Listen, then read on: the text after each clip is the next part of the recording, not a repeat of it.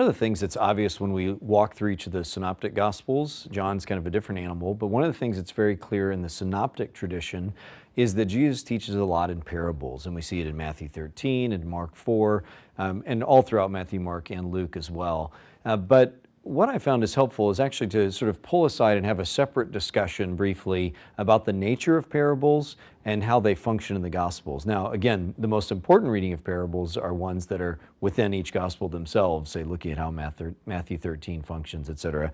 But it's also beneficial to talk about them separately. So in this topic, we're going to be talking and following the outline of just some basic idea of what parables are, how they function, how they're classified, what they look like in Jesus' teaching, etc.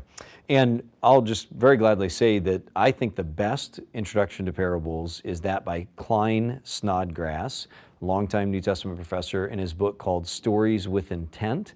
It's really a one-stop reference shop that you have discussion of almost all the parables, that is all the parables within the synoptic tradition. He doesn't deal with John, but all the parables, including some very helpful discussion about the history of the interpretation of parables. And it's really a reference work that you can go to and look up any parable and get all kinds of help on. So I'd highly recommend it. I don't agree with everything in the book, like that'd be surprising if anybody agreed with everything else in another scholar's book, but I'd recommend it as a very helpful source. And one of the sources I'd recommend, I also teach a class just on the parables where we go more into depth into a lot of these discussions. So I'm going to have to keep this brief again today, but encourage you, there's a lot more to be said on these topics.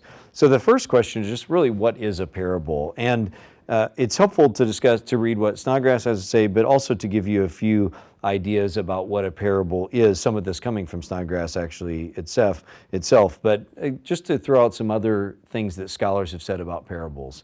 T.W. Manson described a parable as, quote, a literary creation in narrative form designed either to portray a type or a character for warning or example, or to embody a principle of God's governance of the world and mean.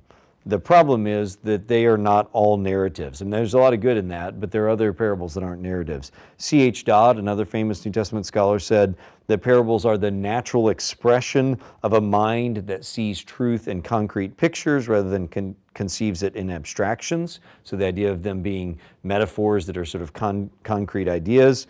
Ricoeur describes a parable as the conjunction of a narrative form and a metaphoric process. Again, they're not all narratives, but that's still helpful. One of my favorites is Marion Moore on poetry. She describes poetry, and this would apply to parables as well, as imaginary gardens with real toads in them. So just have to ponder that. That's a great image. Imaginary gardens with real toads in them. I think overall we can say that parables create an imaginary world that does reflect reality. Like a mashal, or meshalim in Hebrew, parables are actually manifold. That is, they have many different forms, but they all form a kind of indirect communication that intends to, quote, deceive the hearer into truth. That's, again, another kind of paradoxical way of talking. Imaginary gardens with real toads in them, or deceiving the hearer into truth. And maybe you don't like those paradoxes, but I'll just suggest to you that life and the Bible is full of such paradoxes, and poetry particularly functions at this highest level of human thought and human language. Parables are what Jesus uses most often to describe what the kingdom of God or the kingdom of heaven is like. Not that he's deceiving us, but that he's leading us into thinking a certain way so that we can understand deep truths, deep poetic truths, and real truths that are taught in poetry. And there are many other things we could say about what poems or what parables are, but probably the next thing to do would be to move on to talk about the different types of parables that exist, and particularly different types of parables that exist in the Gospels. And we can classify them in a number of ways, and I give you several on the handout there. First, aphoristic sayings, similitudes, interrogative parables, indirect narrative parables, and how much more. There are actually more parables than that, but let me just say a word about each of these five. First, an aphorism or an aphoristic saying. This is a good term to know because an aphorism or an aphoristic saying is a very short, pithy one-liner that's often wraps up a paradox, sometimes subversive, or just a way to say something. So, for example, leave the dead to bury the dead, or no one who puts his hand to the plow and looks back is fit for the kingdom of God. Foxes have holes, birds have nests, but humans have no, or the Son of Man or humans have nowhere to lay their head, or the first shall be last and last shall be first. These are aphorisms, and that's a helpful category to know. And the point is, that's a kind of parable, okay? And the big idea is that parabole in Greek, which we just transliterated into English as parable, is really the translation of a much broader category of mashal or meshalim in Hebrew and in Greek as well. And it's unfortunate that because we've just transliterated the word into parable, now when we think of parables, we think of these allegorical stories, which are one type of parable, but really parabolai and meshalim are a much broader category of things that include things like aphorisms, paradoxical statements, riddles, jokes. All of those are in the big category of parable. So first, aphorisms. Second, similitudes, or we might say, if you know from your English class, similes. That is, a similitude is especially like an extended simile, an extended analogy that often has a plot development. They're usually pretty straightforward, less confrontive, less representational, but still sort of they're built on analogies, or something is like something with some extension of it. So for example, in the Gospels, the parable of the sower, the parable of the mustard seed, the growing seed, the parable of the dragnet of the fish, the children in the marketplace, these would all be examples of sort of extended similes. A third example, interrogative parables. Like similitudes, they do not have a lot of plot development, but their form is different. Here they're labeled as those which are presented entirely as questions. So for example, Jesus might say, "Who from among you would do such and such?" Or, "What father who has a son would do such and such?" And some examples of this would be the lost sheep, the lost coin, the friend at midnight. And there's often kind of an accusatory element in them. So again, like a similitude, there's not a lot of plot development, but they're built on a sort of questioning that kind of leads you into think about, don't you think this is true? And then a lot of times there's kind of a twist at the end to get you. Indirect narrative parables would be the fourth type. And these are metaphors that are extended more into a narrative plot. They have analogies that have more going on than just this is like this, but with a plot. So they're often a fictitious story with a narrative with a particular intent of conveying a moral or spiritual truth. So for example, the parable of the unforgiving servant that we can see in Matthew 18, the wheat and the weeds, the parable of the two sons, the wicked tenants, the good Samaritan, the rich fool, the Pharisee and the toll collector or tax collector. These are clearly analogies, but with a plot development in them. So they're indirect, they're narrative still, but they're indirect. And then a final one we can talk about are how much more parables. This is a category of function, not form, and so it actually overlaps with some of the other categories. So again, the lost sheep, the lost coin, the unjust steward, the unjust judge. The point of this is more, if this is true, how much more is this true?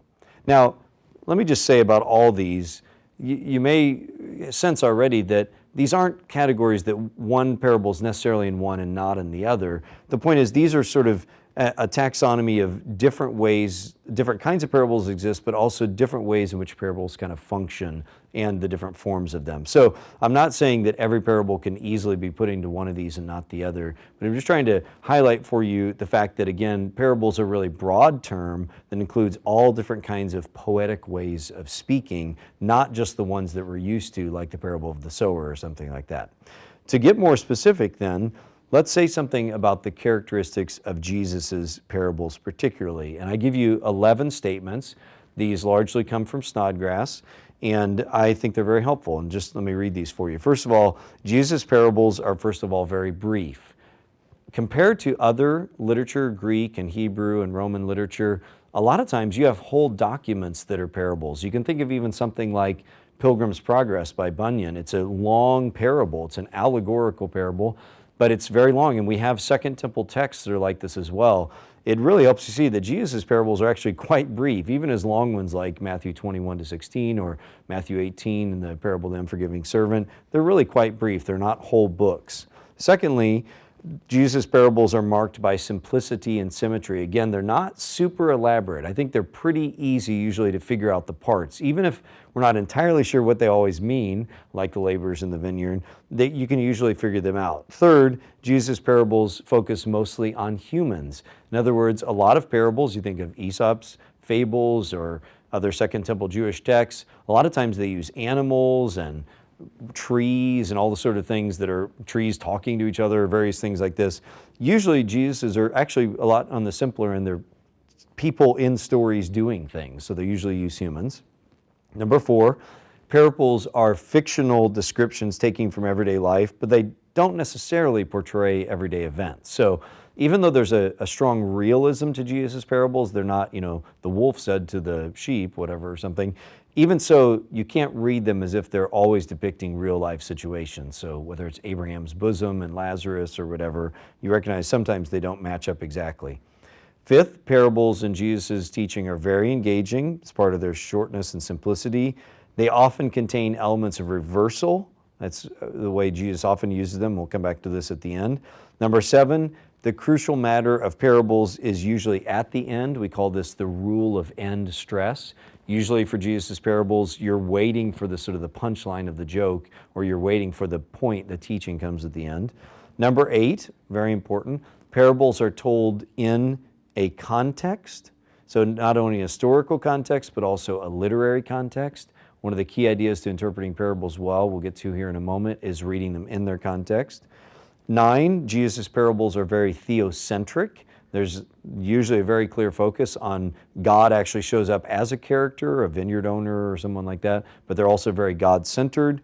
Number 10, parables frequently allude to Old Testament texts, so there's kind of a layers of meaning in them, especially if there's a parable that's been taken from the Old Testament and twisted or changed a little bit, say in Matthew chapter 21 where Isaiah 5 appears. That extra element that's added, or that twist of it, is very important. And then number 11, finally, most parables appear in larger collections of parables. So when you think about the Gospels, they often collect the parables together, Mark 4, Matthew 13 being 2 big examples. So how do you interpret them? Well, you can imagine, or you may or may not know, that in the history of the church, especially in the modern critical period, parables have been interpreted in a lot of different ways. Throughout most of the church history, they were read pretty well as pieces of poetry and as allegories. But in the modern period, there began to be a strong emphasis against that now was probably overdone, and now it was overdone. And now we're in a kind of more balanced place where we recognize a little bit more how poetry functions. So here are some principles from Snodgrass with my additions as well on how to interpret the parables well. Number 1, try to listen to the parable. That is, don't go in with just your preconceived notions about what it's saying. Try to hear it on the ear is helpful, but just try to let, the key to reading poetry and parables is don't go in immediately trying to figure out what everything is. Hear and feel how the parable works, especially with narrative ones. 2, don't impose real time on parable time. Just like reading poetry, which I know for many of us is not something we've spent a lot of time doing, but you have to just let the parable have its own sort of world. You can't necessarily expect it to function exactly in the same way. And so don't overread parables in terms of how they're functioning with real time and real referentiality in that sense. Number 3, pay attention to the rule of end stress. We've said this already.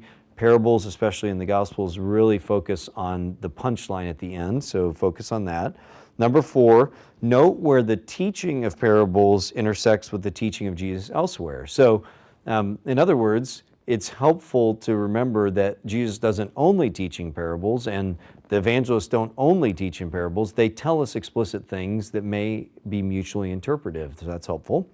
Number 5, interpret the parable in light of its setting as given by the evangelist. I can't emphasize this enough.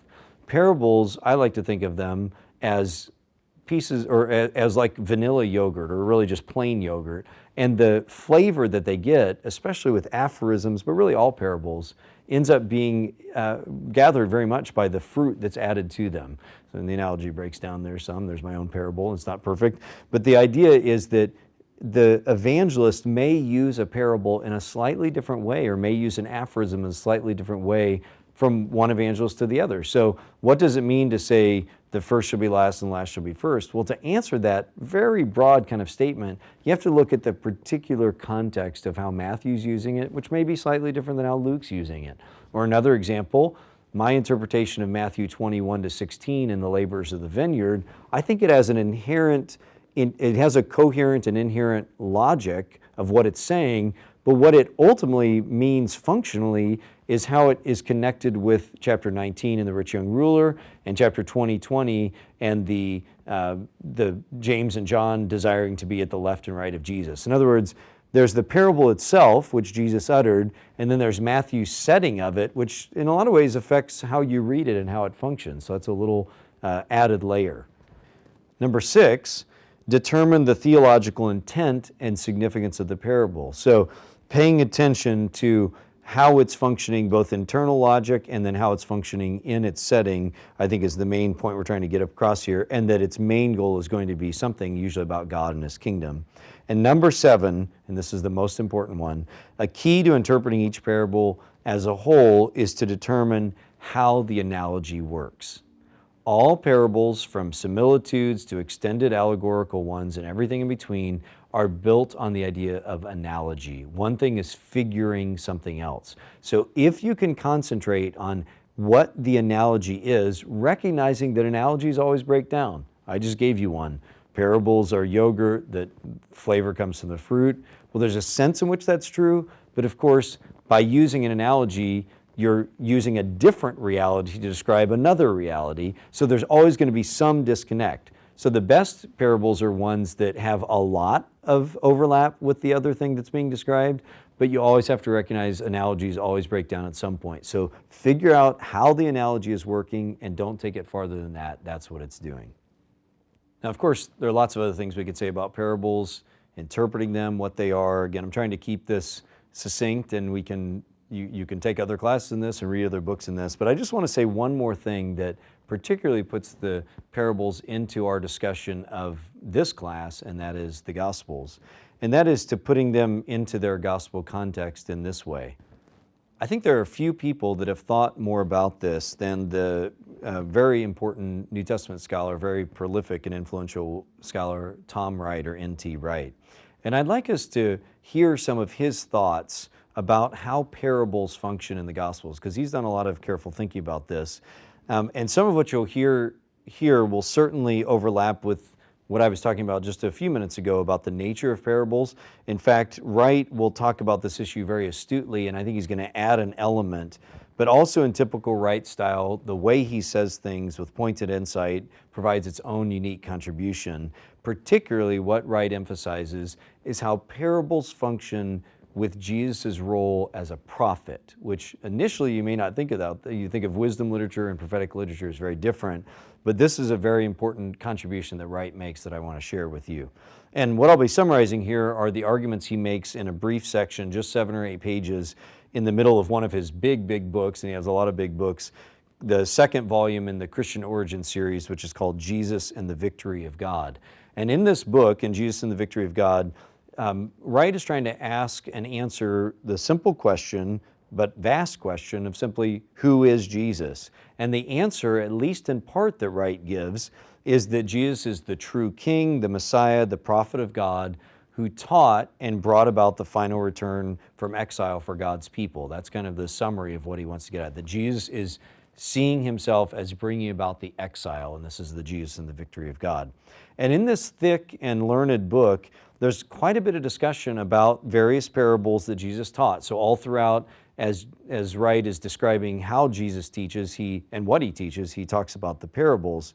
And parables and stories, which Wright classifies certainly correctly as stories about the kingdom, stories about announcing the kingdom, inviting into the kingdom, summoning the kingdom, judgment and vindication of the kingdom. And all of these find their sort of meta idea in this idea of, again, Jesus as the prophet who's bringing about the return from exile. Now, what he points out is that Jesus' parables really follow well-known Jewish lines. In fact, several of Jesus' parables, as we've said, actually come from Old Testament models. The vine or the vineyard as Israel, that's common throughout the Old Testament. The idea of Israel as sheep and having shepherds, or maybe Israel as a shepherd, and maybe the king of Israel as a shepherd over Israel. And other images go beyond the Bible into contemporary Second Temple Judaism, such as the idea of a steward and a master and a son and a father referring to Israel. And Wright points all these out in biblical texts and Second Temple Jewish texts.